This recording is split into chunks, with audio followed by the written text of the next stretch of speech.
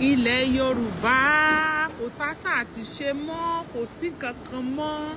Ẹ wo bàbá ọba Ògbómọ̀ṣọ́, ẹ wo Gandhi, torí mi náà ò ní fi respect sí Gandhi lórúkọ wọn.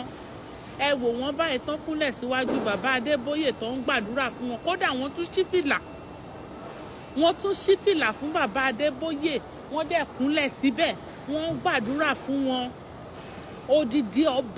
Odidi ọba ilẹ̀ Yorùbá, kò sí àṣà, kò sí ìṣe mọ́.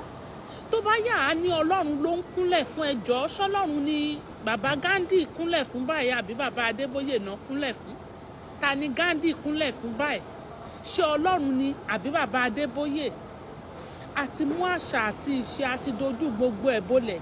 Tó bá yà á ní Fúlàní ń pa wá, tó bá yà á ní Fúlàní wọ́n tẹ́rọ́rìsì wá, tó bá yà á ní Fúlàní wọnú ilé gbé wa pa, ẹjọ́ báwo ni Fúlàní ò ṣe ní wọlé nínú eléyìí nígbà tí ò bá sí respect fọ́ba, tí ò sí fún joyè? Báwo ni Fúlàní náà ò ṣe ní wọnú ilé láti wá ṣe nǹkan tó bá wù wọ́n? Ọlọ́run á ràn wá lọ́wọ́ o. Mo ní ìfihàn yín ni ẹ̀yin èèyàn mi, ẹ bá mi share ẹ̀.